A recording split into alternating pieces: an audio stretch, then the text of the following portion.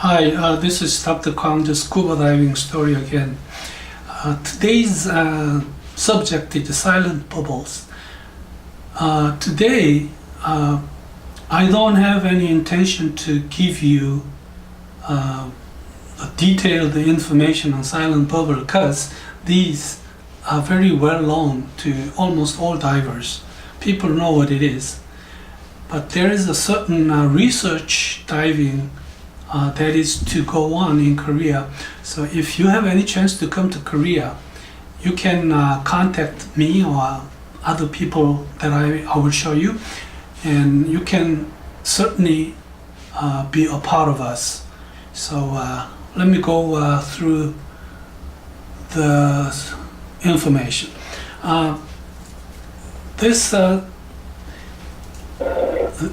silent bubbles, I will go from the definition and the significance to diver, and then I will talk about the research diving. And silent bubble, what is it? It's a micro bubble. It's a bubble that is very small, that is present in the blood circulation and tissues of divers after scuba diving.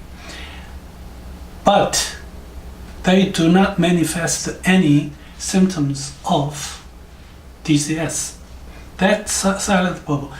It doesn't mean it is silent in ultrasonography. It just don't bring up any symptom yet. So it's also called asymptomatic bubble. The importance or significance: if you have a silent bubble now, it's okay. There's no problem at all. But somehow, if some additional risk factors are added to your profile, then those silent microbubbles can grow into a big bubble that can cause symptoms of DCS. So, if we take precautions and if we don't really run into any risk factors, then we are safe. But there's another issue. Say like a pregnant woman diving will have some micro bubbles in their body, even though they don't have any symptoms, which can be transmitted to the fetus, which are very tiny. And these micro bubbles can cause big problem to the fetus, and it is still not proven to be safe. That's why pregnant ladies should not be diving.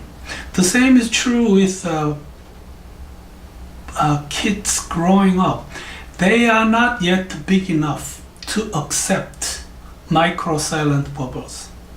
So now the diving experience is allowed to the children over 8.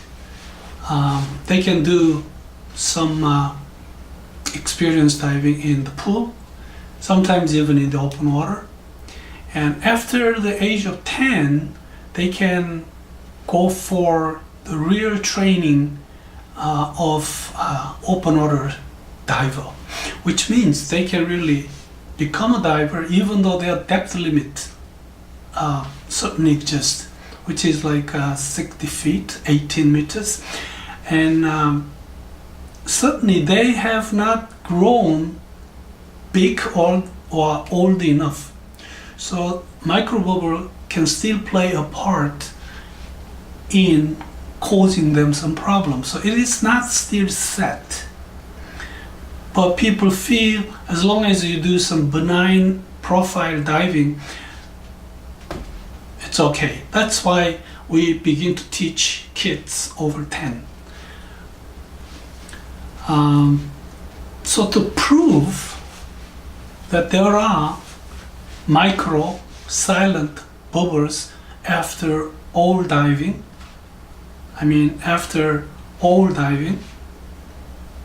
so many researchers tried to figure out if there are really bubbles in the blood circulation after diving. and we're gonna do it. This is our second time doing it. First time we did about a year ago, and this is our second time, but we are looking for someone who can volunteer to dive and participate in the research. So the first research diving event will be on July 27, which is Saturday, and this year. And the second event will be August 25th, which is Sunday. So if you have any plan to come to Korea and plan to dive, why don't you pick one of those days? Well, you can pick both of them. Well, you have to stay like a month over that, you know.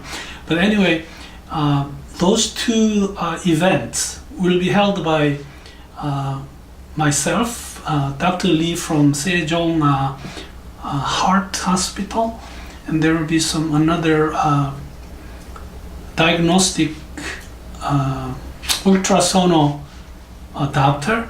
So we are all going to gather around at one dive resort on the east coast of Korea. So we're gonna do that. We need volunteers, and each time we're gonna do more than 10, but we cannot really do 100 because there are certainly time limit. Divers dive, they come back out, and we do the ultrasonal, and after a certain period of surface interval, you can make the second dive and do the same thing. The dive profile we will decide, but we will never go over no decompression limit. But we can ask you to go a little closer. For example, if it is like 30 meters, no decompression with air, it will be like 20 minutes.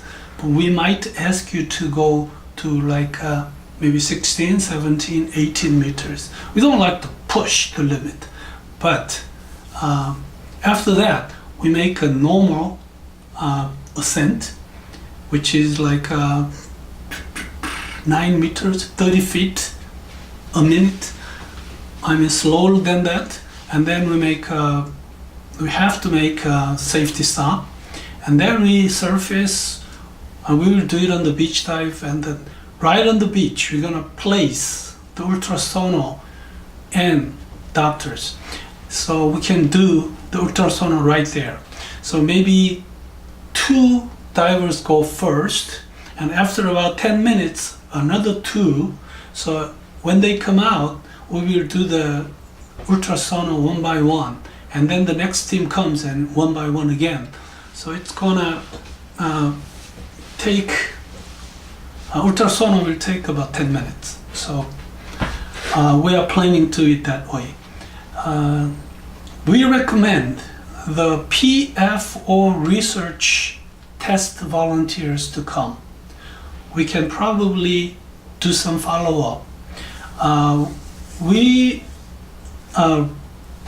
want the participants of the first research dive a year ago. I hope you all come back and we can still do some follow-up research. Any divers are okay. So as long as you call me or whoever, you can email me. So when we set the number like 20, so if we have 20, we have to close the volunteering. So please contact me at this number. And oh, I'm sorry. And Dr. Lee also have a phone number and an email address. So this was a silent bubble. Silent bubble means micro bubble that doesn't give you symptoms of decompression sickness, but significance, it can grow into a noisy symptomatic bubble if you are exposed to additional post-dive risk factors. And also there are some significance in little babies. Also this research diving, we're gonna check if they're really just bubbles after all diving. Thank you very much, and I will come back with some more interesting subject. Thank you very much.